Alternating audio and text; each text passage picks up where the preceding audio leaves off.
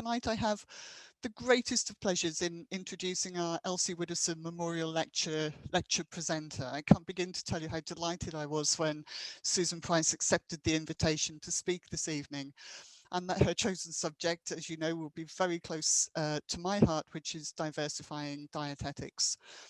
Before I go on to introduce Susan formally, again, we'll be opening up questions. Do put any thoughts, observations and questions in the chat box, and we have put some time aside at the end of Susan's lecture to address those. So brief introduction to Susan, because I don't want to take her time any more than I need to. Susan qualified in 1995 from Robert Gordon University in Aberdeen, but she knew from the age of 15 that she wanted to be a dietitian, having realised that it was the theory of nutrition and cooking that really sparked her imagination when she was completing her domestic science GCSE. Susan's mum had been a nurse in the NHS and guided her towards the role of becoming a dietitian. So a big shout out to Susan's mum, and our grateful thanks for that guidance. Susan spent a lot of time at local hospitals, including Ysbyty Glan-Clwyd and Ysbyty Gwynedd, undertaking work experience. And that really cemented her view that dietetics was going to be the career for her.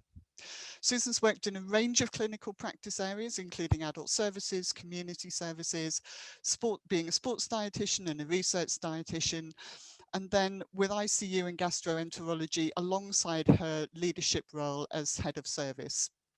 Then in September 2020, Susan took on a whole new leadership role, being appointed to the role of Deputy Director for Health and Wellbeing, Inclusion and Social Cohesion. But she remains very much a dietitian and continues to do clinical work in ICU. And I've followed the great and growing interest and popularity for this lecture on our media channels. And like you all, I can't wait to hear what Susan has to share with us. So without further delay, I will hand over to Susan. Colleagues, may I introduce Susan Price. Thank you so much, Caroline. Thank you. Well, good evening, everybody. Hello to all of the student dietitians, dietetic assistants, support workers, assistant practitioners, fellow dietitians, all members of the BDA and all of the employees of the BDA who are watching this evening. It's a real honour to have been asked to deliver the Elsie Widdowson Lecture for 2021. I can honestly say, truly say that when I opened the letter asking me to deliver this lecture, I genuinely thought they had got the wrong Susan Price. I really thought there must be another Susan Price dietitian out there. And I was going to have to go through the embarrassment with Caroline or Andy having to apologise to me while they spoke to the real Susan Price. And that probably gives you a little insight into my own imposter syndrome. But it seems as though I am the real Susan Price. And I'm very grateful to the BDA for giving me this opportunity. I also do have to make note of the inspiring dietitians who have gone before me in delivering this lecture. It truly is a roll call of phenomenal individuals, and I'm very proud to become part of it tonight. Now, delivering the lecture, it is your choice on what you're going to talk about, and I've chosen to speak about the diversity in dietetics. And there's so much that I can talk about. I'm not going to be able to cover it all, but I hope that over about the next 35 minutes or so, I can challenge you, perhaps provoke you, all in a good way, of course, so that you can start to have conversations with yourself, within your own teams and your organisation. So just a very quick point on a couple of legal points of view. Then let's look at the Equality Act. It took until 2010 for there to be an act that legally protects people from discrimination in the workplace and in wider society. And it covers these 9 protected characteristics. However, there are other things such as social economic status, education, where you went to school, what type of university you went to, what class system do people associate you with, that can actually also be a protected characteristic. So in my talk this evening, not only am I making reference to these 9 protected characteristics, but anything that can make a person feel excluded. And just a quick note, when we're talking about these protected characteristics, they're deeply personal experiences for individuals. So when we're needing to explore them, we must do it respectfully and we must be kind. Some of the statutory requirements that we have to have. So there's something called the WDES, the Workforce Disability Equality Standard, and the RES, the Workforce Race Equality Standard. And each year, all NHS organisations have to submit data against 9 indicators on their staff who declare that they have a disability and who identify as BAME. There is also something called the SOM, and this is the standard that provides categories for recording sexual orientation. And the only reason I've put this in italics here is that it's currently not mandatory for organisations to submit this. The purpose of these standards is so that we can get a better understanding of staff in the organisation, of the experiences that they're going through, and it enables positive change to be taken. So if you've never heard of WDES or RES or SOM before, then go and ask your inclusion team about them for your organisation. Ask them if they can actually drill down to your department level. And my first thought actually about where I feel that we need to be is that all organisations, all departments needs to have this information. I would want to know what the makeup is of the British Dietetic Association. Who are our members? And I know it can be scary to ask and be asked about our protected characteristics.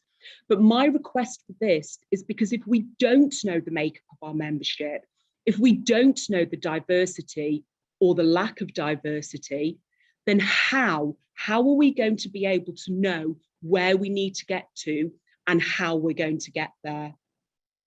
But without further ado, I can't go any further without talking about this amazing lady, Elsie Widdowson, one of the first female graduates from Imperial College. She's attained a doctoral degree, yet despite this was still struggling to find a long-term position within her field. In the 1920s and 1930s, the professional opportunities for women, apart from nursing or education and teaching, were very limited. And it was when Elsie pointed out an error in Robert McCant's analysis of the fructose contents of fruit. Instead of being offended, McCant's actually gained a grant for Widdowson to analyse and correct all of his previous data. It would have been so easy for Dr. McCants, as a male doctor back in that time, to have dismissed Elsie and actually even taken the credit for himself. But he didn't do that. And I think he showed true allyship in his actions. So for me, not only is Elsie a brilliant scientist, not only is she the leader of us as dietitians, but she is a leader for women in science at a very different time to what it is today. Now, I just want to take us on a very brief trip through history and around the world to present day. 1904, this is Helen Keller. She became the first deaf-blind person to earn a Bachelor of Arts degree from the all-female institution, as Harvard at that time was for men only. This is Dora Richer. In the 1920s, she was the first known person to undergo a male-to-female gender reassignment surgery that took place in Berlin. This week, we celebrated the 73rd birthday of the NHS. And in 1958, when the NHS was only 10 years old, a 17-year-old young girl called Olga Murray travelled from her home island in the Caribbean, where she would start her 43-year-plus career in the NHS. Coming to the 1960s, this is Katherine Johnson, Mary Jackson, Dorothy Vaughan, the key mathematicians working at the NASA in units that were segregated by both race and sex. But they led the way for many, many other women coming forward working in NASA. Moving to 1969, this is Marsha P. Johnson and Sylvia Riviera.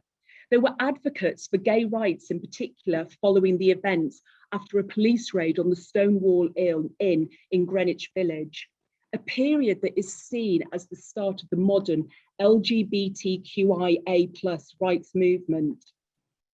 Moving to 2012, this is Karma Delor-Ife-Che. She's an American supermodel and was known in 2012 as being the world's oldest working model and challenging the perceived stereotype of what age you need to be a model. 2013, Haber Germer, the first deaf-blind student to graduate from Harvard Law School, and she's a lawyer that advocates on behalf of people with disabilities. And right up to 2021, this is Carl Nazeeb. In 2021, he was the first NFL player to come out as gay. And finally, Kamala Harris, the first female vice president, the highest ranking female officer in US history, and the first African Asian American vice president. So why have I said all of that to you? It tells us that having a protected characteristic is nothing new, yet it's taken the UK till 2010 to have a law to protect us against these. These and many, many others are moments in time, moments in history that have occurred. They've gone down in history. But we have to ensure that we note these moments, we have to acknowledge them, we've got to learn from them, but we need to remember that the change that is needed is more than a moment in history, it is a movement. This is not just a moment in time. The change that we need to do, the change that is needed is a movement that needs to keep on moving and not stand still. Now, where do we need to be? Just go back to this slide here. We need to ensure that events like this, the people that are on this slide here, that they are not still news, because currently they are. Currently, they are not the norm. We're in this state of seeing movements. We've got to move to a situation where this is not news. It's not news that somebody feels that they've got to announce to the world that they've come out. We need to not just be looking at these moments, but as a dietetic profession, we need to be moving and continuously changing and not standing still. The BDA has got just under about 10,000 members. And yes, we're one of the smaller professions, but we are by no means small. But what we can't do is hide behind others.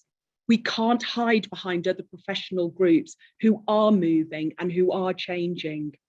It's not okay for us to just sit back and think, it's all right, they're doing it, we don't need to. We cannot be a bystander. We have to be able to make this change ourselves as individuals, as well as the wider collective group as being the BDA. So where are we and where do we need to be? Well, it is, in my opinion, that we are behind the movement. We are still looking at moments in time, or even worse, perhaps some of us have forgotten about moments in time. We are slightly behind the events that are happening nationally and internationally. Where do we need to be? We've got to be, as individuals, bold, brave, and radical in the changes we need to make. As an organisation, we have to be bold, brave, and radical.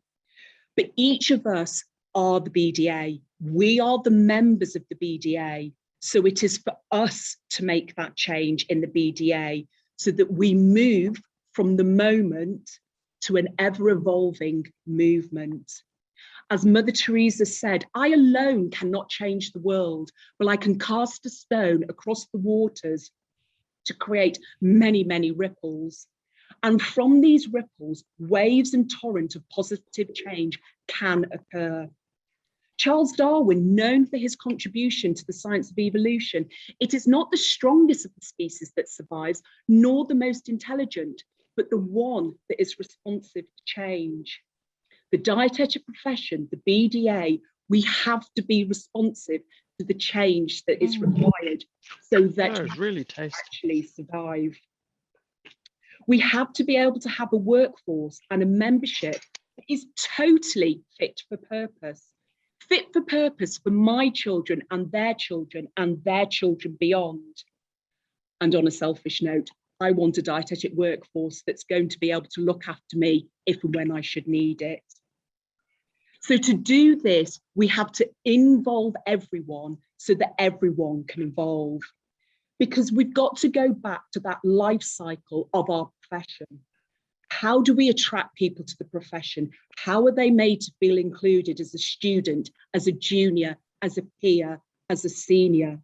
We have to have a dietetic workforce that is so diverse and inclusive, it is second nature to us all. But why should we do this? Why bother? Well, apart from it being the moral and right thing to do, apart from the fact that there's actually a legal aspect to it, we do need to bring people together who think differently, so we can all step back and view the situation from all perspectives. We've got to create an environment where people can bring their whole self to work. Just imagine how exhausting it is not to be yourself at work, having to put a face on, a front on all the time, constantly worried that you might say something that's going to catch you out. How on earth can you fully contribute or reach your full potential? So to give you just 2 points to think about, I identify as heterosexual. I've never had to worry about the reaction from a colleague when referring to my partner as a boyfriend or as my husband. I am able-bodied.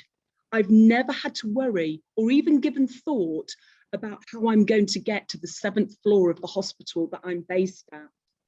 And once there, will there be a toilet that I will be able to use? So just give some thought to those 2 examples and how that can be very different for others. We need to have a motivated and included value workforce, a workforce that feels valued, because evidence shows that if you're motivated, you feel included and you feel valued, then we're going to deliver higher quality patient care.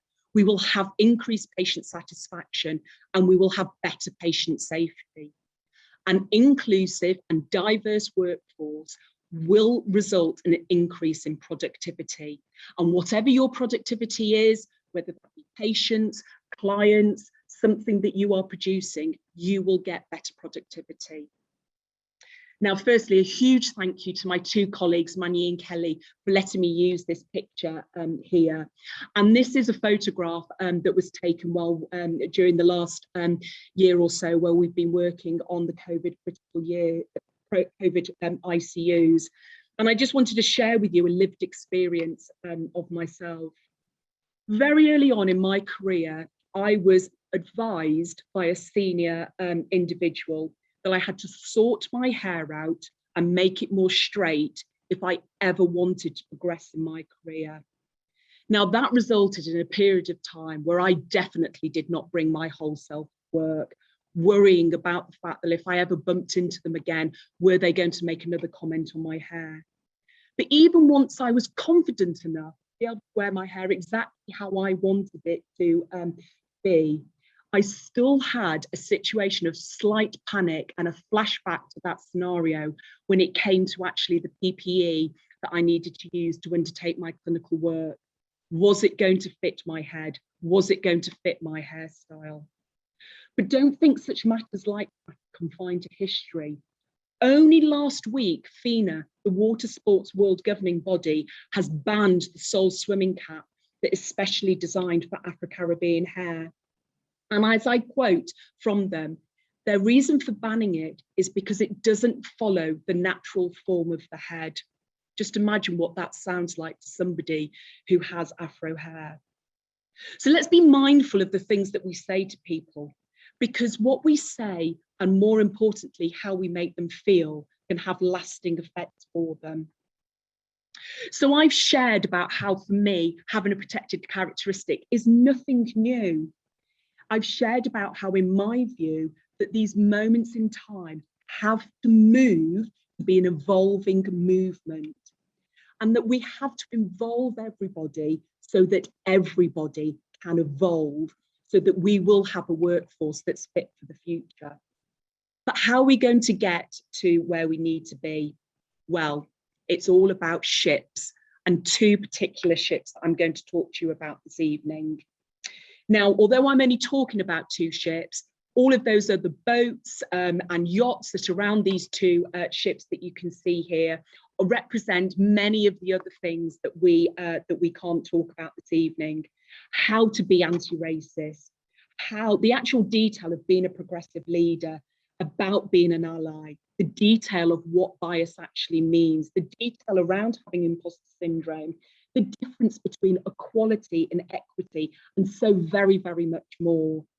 And it's not, please don't see that these ships, that the yachts and boats are smaller than the ship. It's not about those other things being less important. It's just about what I'm able to talk about this evening. So number one of my ships is leadership. I am well aware that I'm showing you a slide here that says team, but that's because I truly believe every single member of the team is a leader. It's not only about the people who are at the top or the hierarchical end of the team having to do all of this, or indeed having been able to dictate everything that goes on. Yes, if you are a manager, a leader, then you've got to, it's absolutely imperative, you've got to set the correct tone, you've got to set the direction of your team. But every single one of us are leaders who can influence change for the better. So what we need to do is get out of our comfort zone. As leaders, we are sometimes conditioned to always have to come up with the answer, as in that there's got to be a single definitive answer that is correct. But I believe that we need to demonstrate and we need to embrace the discomfort of not knowing as an expected part, a normal part of the learning process. If you are feeling comfortable that you have got things all right with regards to diversity, then you haven't got it all right. It's okay to feel uncomfortable before you can start to feel more comfortable. As Satya Nadella, who is the CEO of Microsoft, says, we have to move from a mindset of know it all to learn it all. And by learning about diversity and standing together, we can really make the change that is needed. So where do we need to be in terms of diversity? Is that as a profession, we are continuously learning and developing. Remember, I think that this is a movement, an evolving movement, not a moment. It's a moving piece of work and not a moment in time just because it happens to be deemed to be fashionable or what people want to hear. It is the role as leaders to ensure that we create an environment of psychological safety for our team members, a safe space for people to talk and make mistakes without fear. We can't get it right all of the time, but if we're always in this cycle of psychological danger, that if I say something wrong or use the wrong terminology, then I will be fearful to admit that I've got it wrong and I might want to blame others. And ultimately, that will result in me being less likely to share my thoughts, share my ideas, and that's going to lead to a deficit and reduction in innovation, which is not going to be good for our patients, clients, or whatever it is that we are producing. We've got to move to this area, this circle of psychological safety, where we can have an environment where we can make mistakes, but we learn from them and everybody shares their ideas, because that will result in better innovation and decision making. Where do I think we are? I do think that in many areas we're still in the danger zone, but we absolutely need to make sure that we're moving to a zone of safety. Now, as leaders, we need to ensure that we've got this shared view and understanding of the difference between equality and equity, and that we can develop our relationships with each other around a common purpose of increasing our diversity. We have to create structures to enable this, and this means that we've got to get creative, we've got to change the norm about what we have been doing, and we need to get out of that comfort zone. If we always do what we have always done, we will always get what we have always got. We need to make sure that we're not only making things equal, but we've got to really think about how we're making them equitable. So where are we? I do believe that in many situations, we're in a position of being equal. But as you can see from this illustration on this slide, being equal absolutely does not mean that we're in a place of equity. Where do we need to be? We need to know the makeup of our teams, the makeup of our membership. And then we will be able to really know and really ensure that we're not only making things equal, but we're making things equitable for people. But we must learn and we must change. We must create these safe spaces. And as the poet Maya Angelou says, do the best you can until you know better. And then when you do know better, do better. So what we need to have in our department, what we need to have in the BDA is a shared vision of how we want to diversify dietetics. We've then got to lead that change. So who out there is going to join me and others to be bold, brave and radical to make that difference and lead the change? And then once we have that, once we've got those leaders, they will inspire others, who will inspire others, who will inspire others. And then we have got empowerment amongst our fellow members of the BDA. My second ship is allyship. I could spend the whole talk talking about allyship. So instead, here's just a slide that you'll be able to look back on for more detail. It was put together by Yvonne Cockle, the director of NHS at NHS England for RES. And although this actually applies to race and racism, it's absolutely applicable to all of the protected characteristics. Do you have the appetite to really think about the complex and immerse yourself in the complex world of discrimination? Be ready to ask questions about protected characteristics and educate yourself in them. Are you ready to accept that there actually is a problem and then openly acknowledge that? And are you ready to really empathise with individuals who are facing discrimination in their professional and personal life, sometimes on a daily basis? Try not to assume things about people, but in a polite, kind, professional, respectful way, ask questions.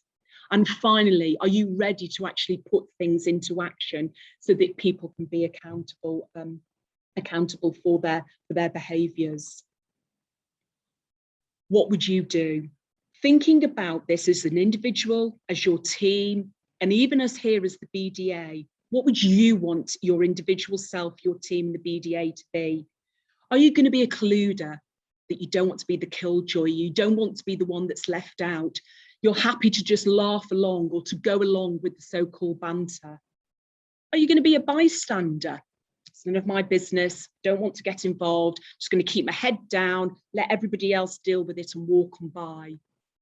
Or are you hopefully going to be an upstander, that you know that you need to take action, that you know that you're responsible if you allow things to continue, that you will challenge behaviours, you will challenge those behaviours in the moment, and you will challenge them with or without the person that they're affecting, even in the room. My lived experience of being an ally, when this year I tweeted about World Lesbian Day, and I had many DMs that came into me asking me about why I was tweeting about lesbians if I didn't identify as one. Well, first of all, why not? Well, I did because I want to be an ally. I believe that if you support one minority, one protected characteristics, all minorities and all protected characteristics will benefit. The care, whether this care is clinical care, professional care, or the care of diversity, the care that you walk past is the care that you accept. The lowest standard of behaviour that you are willing to accept is the highest standard of behaviour you should expect to receive. And our culture is defined by the behaviour that we tolerate. And it's the job of all of us to be the custodians of that culture. Because if anyone, anywhere is being made to feel less, then the very definition of our humanity is at stake. We are all vulnerable. Now, we know we have been in a storm. I mean, goodness, the last 17, 18 months has really shown that. And we've all been in a storm, but we are most definitely not all in the same boat. So are you in that boat, that top-notch ship, that you're going to be able to have all of your navigational skills, multiple crew, everything at your disposal? Or are you in that canoe just thinking, how on earth am I going to get over that next wave? If you are in that top-notch ship, then are you going to send your support to the person in the canoe? And please note, I haven't said that you're going to send a rescue boat, because this isn't about rescuing people. It's about being an ally, and it's about providing support. Are you going to do that? Or are you just going to forge ahead and let everybody else drown behind you in your backwash? Biases. Again, a discussion in its own right. And do note that I've not said, sorry, about this being conscious or unconscious bias, because that's another topic altogether.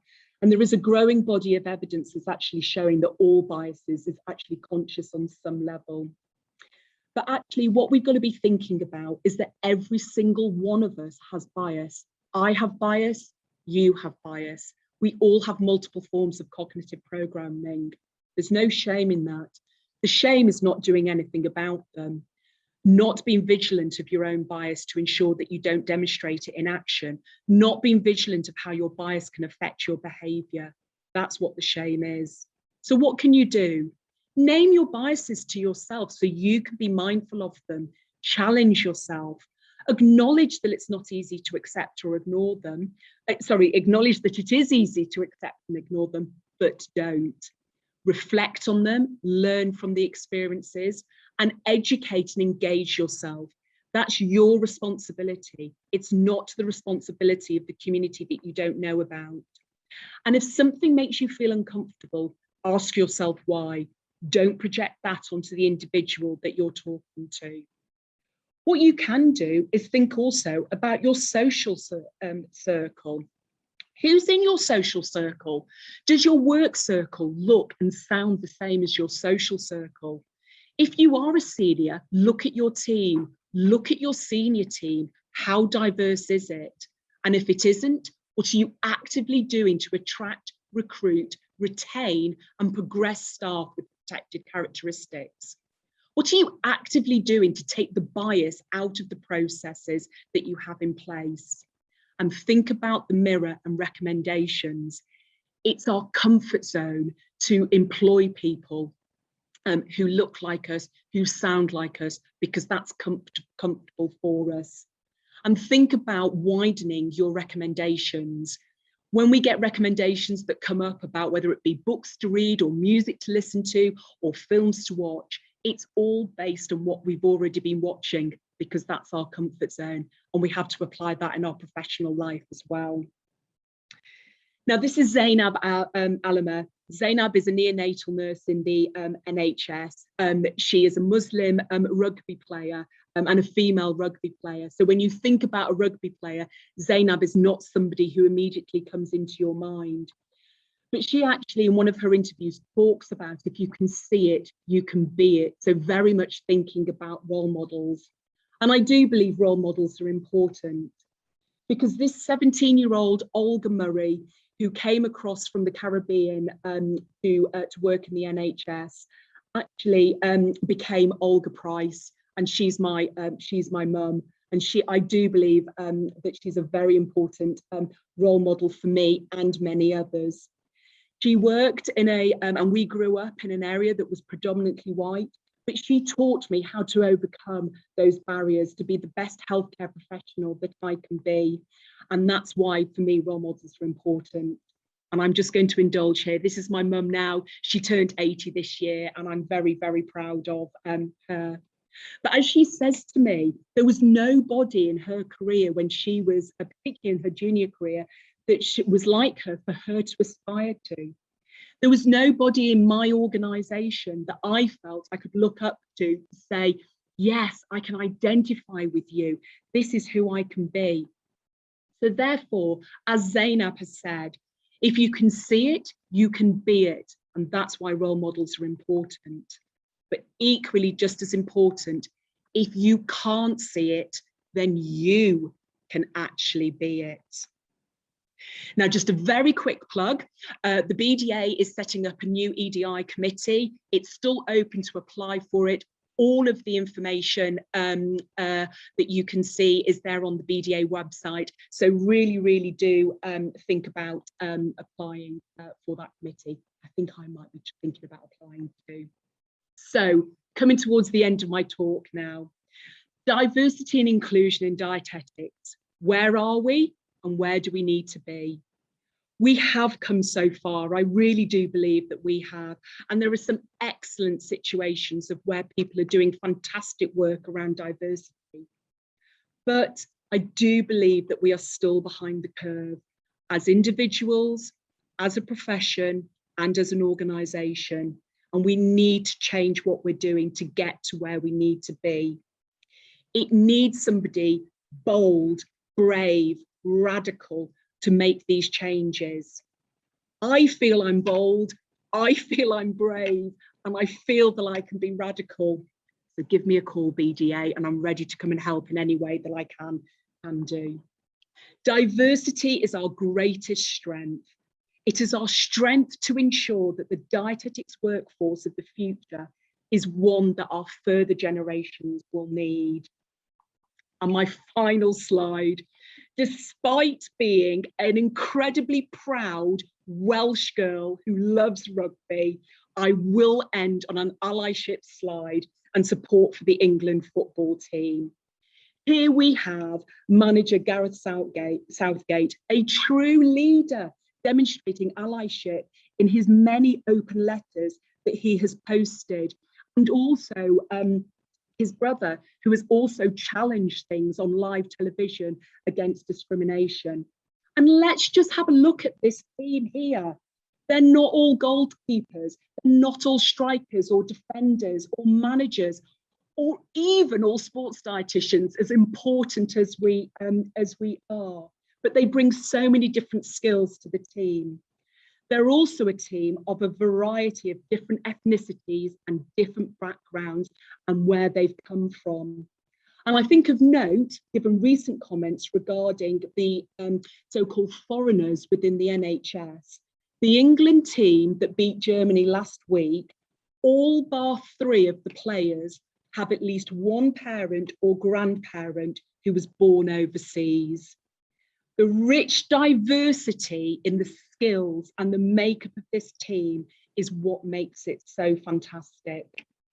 So let our profession of dietetics, let the membership of the BDA have this rich diversity as well, to ensure that we can be a successful profession and workforce for the future.